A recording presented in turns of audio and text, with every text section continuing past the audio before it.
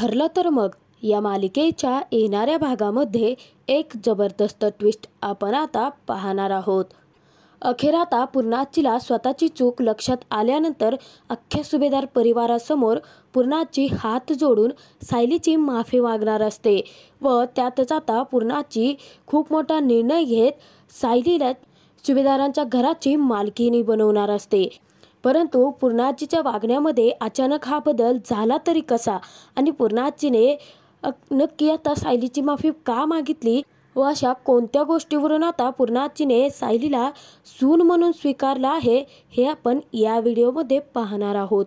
तर व्हिडिओ शेवटपर्यंत नक्की बघा।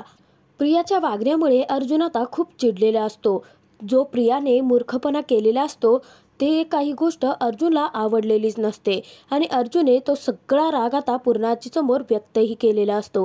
पूर्णाचीला अर्जुनने ही गोष्टही सांगितलेली असते की प्रियाने कसा आता आत्महत्या करण्याचा म्हणजे तसं वाटावं असा एक व्हिडिओ तयार केला होता आणि तो व्हिडिओ मला पाठवला आणि त्यानंतर रविराज सर यांच्या सहित आता बाकी सगळ्यांचा जीव प्रियाने कसा टांगणीला लावला होता। ते सर्वच जण सायलीला प्रियाला शोधत होते, परंतु सायलीमुळे वेळेवरती प्रिया सापडल्याने मोठा अनर्थ टळला। हे सगळं काही आता अर्जुनने पूर्णाचीला सांगितलेलं असतं, परंतु तिथे पूर्णाचीच्या डोक्यात काही ट्यूब पेटतच नाही। शेवटी पूर्णाचीला फिरून फिरून प्रियाचीच काळजी वाटत असते, परंतु अर्जुनला वाटत असतं की आता जसं पूर्णाचीने वेळेवरती प्रियाला शिक्षा केली, ती जिथे जिथे चुकेल तिथे तिथे पूर्णाचीने तिला शिक्षा करावी तर आणि तरच प्रिया सुधारू शकते असं अर्जुनचं म्हणणं असतं। परंतु पूर्णाची त्याचा वेगळाच अर्थ काढते आणि अर्जुन सुद्धा आता खूप चिडतो।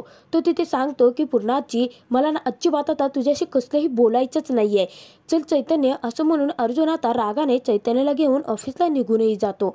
तेव्हा आता पूर्णाची खूप रडायला लागते। पूर्णाची सायलीला सांगते की नक्की माझं काय चुकलं आहे, हा माझ्याशी बोलला नाही असं म्हणत होता, आता काय तन्वीला चुका करण्यासाठी प्रोत्साहन मी देते का? मग अर्जुन माझ्याशी असं का वागतोय? पूर्णाची खूप दुखावली गेलेली असते। कल्पना पूर्णाचीची समजूत घालते की अर्जुनचा राग शांत झाल्यानंतर तो बोलेल, परंतु पूर्णाचीच्या मनाला अर्जुनचं बोलणं खूप लागलेलं असतं। तर दिवसभर आता पूर्णाचीने अन्नाचा कणही खाल्लेला नसतो, तेव्हा सायलीला पूर्णाचीची खूप काळजी वाटत असते। तर कल्पना आणि सायली विचार करतात की आता पूर्णाची समजूत नक्की कशी घालायची।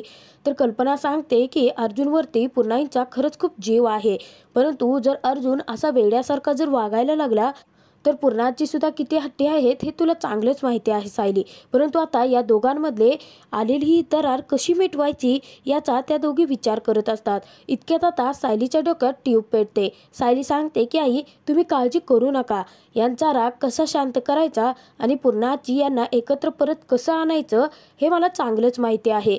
तर तिकडे आता चैतन्य अर्जुनला ऑफिसमध्ये गेल्यानंतर विचारतो की काय झालं आहे अर्जुन, अरे तू एवढं पूर्णाईसमोर चिडचिड का केलीस? तुला माहिती आहे ना की पूर्णाचीचा स्वभाव कसा आहे, तुझ्या बाबतीत ती खूप पॉझिटिव्ह आहे। तूच जर आता तिच्याशी बोलणं टाकलंस तर ती हे सगळं काही खूप मनाला लावून घेईल, खूप दुखावली गेली आहे ती। तेव्हा अर्जुन सांगतो की चैतन्य हे सगळं काही जे केलं आहे ना ते मी मुद्दामच केलं आहे।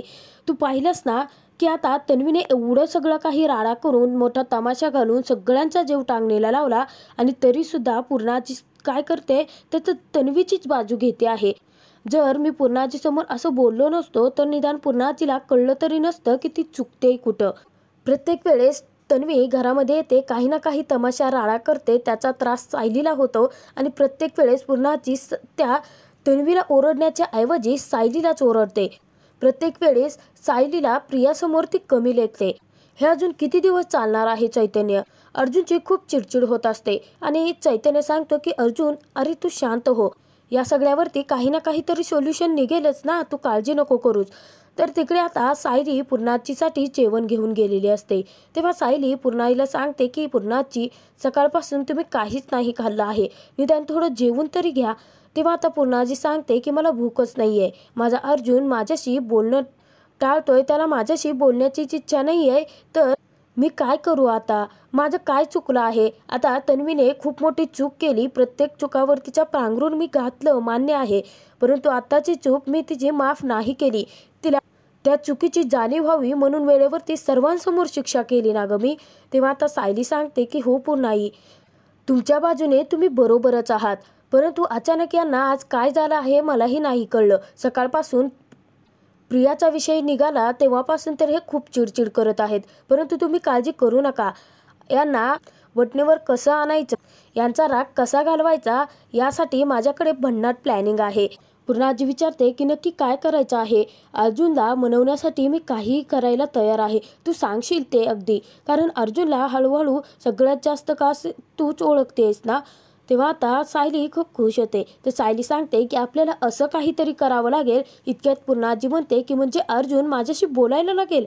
तेव्हा सायली म्हणते हो पूर्णाजी, प्रत्येक वेळेस तुम्ही आता तुमचं नाटक सुरू करताना, म्हणजे तुम्ही गणपतीच्या वेळी रविराज सरांना थांबवण्यासाठी जसं तब्येत बिघडल्याचं नाटक केलं होतं ना, अगदी तसंच करा. फक्त एवढं करा की जे नाटक आहे ना ते खरं वाटलं पाहिजे. मग बघा की हे कसे सुतासारखे सरळ होतात ते, आणि यांना तुमची हळूहळू काळजी वाटायला लागेल. तुम्हाला नक्की काय झालं आहे हे विचारपूस करण्यासाठी का असते ना, परंतु ते तुमच्याशी बोलतील तरी, आणि त्यांचा रागही निवळेल. तेव्हा आता सायलीने भन्नाट प्लॅनिंग केलेली असते.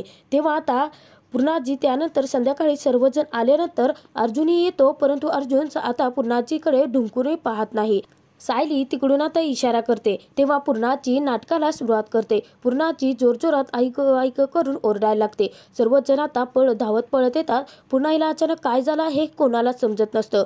तर पूर्णाची खूप आरडाओरडा करायला लागते.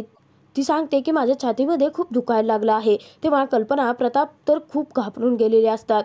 चैतन्य तिथे म्हणतो की अर्जुन, अरे तिथे शुंभासारखा उभा का आहेस? अगं अरे पूर्णाजीला काय होतंय बघ ना जरा. इतक्यात अश्विन येतो. अश्विन पूर्णाजीला चेक करायला लागतो. तेव्हा आता चैतन्य म्हणतो की अश्विन, आपण पटकन पूर्णाजीला हॉस्पिटलमध्ये घेऊन जाऊयात. अरे काय तर मेजर प्रॉब्लेम झाला तर काय करणार आहोत आपण. इतक्यात आता अर्जुन म्हणतो की थांबा, काही झालेलं नाहीये पूर्णाजीला. तेव्हा आता चैतन्य आणि प्रताप म्हणतात की अर्जुन, आता तू ना पूर्णाजी सोबत बोलत नाहीये याचा अर्थ काही काढू नकोस. आपण पटकन गाडी काढूयात आणि अश्विन चल पटकन आपण घेऊन जाऊयात. त्यावरती आता अर्जुन म्हणतो की आता जाताना रस्ते खराब असतील ना, आणि ते रस्त्यामध्ये आता या म्हातारीला अचानक काय झाला तर तुम्ही कुठे बघणार आहात. त्यावरती आता पूर्णाजी ताडकन उठते आणि अर्जुनला विचारते की का रे, मला म्हातारी म्हणतोस का. त्यावरती आता सर्वच जण चकित होतात. तर अर्जुन सांगतो की बघा डॅड, पूर्णाजी नाटक करत होती. मी म्हटलं होतं ना, पूर्णाजीचा सगळा प्लॅन आता अर्जुनने फुस केलेला असतो. तर तिथे कल्पना, प्रताप विचारतात की पुन्हाही तुम्ही नाटक करत होता. प्रताप म्हणतो की अगं पूर्णाजी, काय हे, किती घाबरलो होतो आम्ही. त्यावरती अर्जुन म्हणतो एक मिनिट डॅड, या खऱ्या नाटकाचा सूत्रधार कोण आहे हे मला चांगलं माहिती आहे. अर्जुन आता पटकन पुढे जातो आणि सायलीचा हात पकडून तिला समोर आणतो आणि सांगतो की या नाटकामध्ये पूर्णाजीची साथ माझ्या बायकोने दिली आहे, हो ना. तेव्हा आता सायली पूर्णाजी मान खालती घालून उभे असतात. तर सर्वच जण आता तिथे खूप खुश होतात आणि सगळेजण जोरजोरात हसायला लागलेले असतात. परंतु सायलीच्या त्या भन्नाट आयडियाने का असेना, परंतु अर्जुन अखेर पूर्णाजीला बोललेले असतो. तर तिथे आता प्रताप सांगतो की ठीक आहे, झालं ना तुमचं, चला जेवण करूयात. इतक्यात आता पूर्णाजी म्हणते की थांबा, मला सायलीला काहीतरी बोलायचं आहे. तर सायली समोर पूर्णाजी आता अचानकपणे हात जोडते. तेव्हा आता सायली घाबरते. पूर्णाजीला म्हणते की पूर्णाजी, तुम्ही काय करताय हे, अहो मी खूप लहान आहे, तुम्ही हात का जोडताय माझ्या पुढे. त्यावरती आता पूर्णाजी सांगते की सायली, मला खरंच हात जोडून आज तुझी मनापासून माफी मागायची आहे. कारण अर्जुन सकाळी मला जे म्हणाला होता त्याचा मी दिवसभर खूप विचारही केला, आणि मला माझी काय चूक होती ते लक्षात आलं. प्रत्येक वेळेस तन्वी खरोखरच आपल्या सुभेदारांच्या घरी आली. अर्जुनने जसं सांगितलं त्याचप्रमाणे आपल्या घरातली माणसं फोडण्यासाठी तन्वीने प्रयत्न केले. मला मान्य आहे की तन्वीचा तुझ्यावरती खूप राग होता, आणि त्यासोबत माझाही तुझ्यावरती खूप राग होता. तन्वी वेगवेगळी तुझ्या विरोधात कारस्थानं करत गेली, आणि या कारस्थानामध्ये मी तिला पाठीशी घालत गेले. कितीही जरी कारस्थानं अर्जुनने, कल्पनाने तिची कारस्थानं उघडी जरी पाडली तरी मी तिचीच साथ दिली आणि तुझ्यावरती आरोप लावले. खरंच मला या सगळ्यांसाठी माफ कर. तेव्हा आता सायली म्हणते नाही पूर्णाजी, तुम्ही अशी माफी नका मागू. त्यावरती पूर्णाजी सांगते की सायली, तुझं खरंच खूप मन मोठं आहे. कल्पना मला इतके दिवस जे समजावण्याचा प्रयत्न करत होती ती गोष्ट मला आत्ता खरोखर समजली आहे. खरोखरच अर्जुनने तुझ्याशी लग्न केलं आहे ना, तुझ्यासारखी मुलगी आम्हाला शोधूनही सापडली नसती अगं. आमच्या सुभेदारांचं घर कित्येक वर्ष गेले बांधून ठेवलं गेलं आहे आणि आम्हाला तशीच मुलगी आमच्या घरात हवी होती आणि तू अगदी तशीच आहेस. पूर्णाजी पुढे सांगते की कल्पना, प्रताप, आज मी खूप मोठा निर्णय घेतला आहे आणि तो निर्णय मला आता तुमच्यासमोर जाहीर करायचा आहे.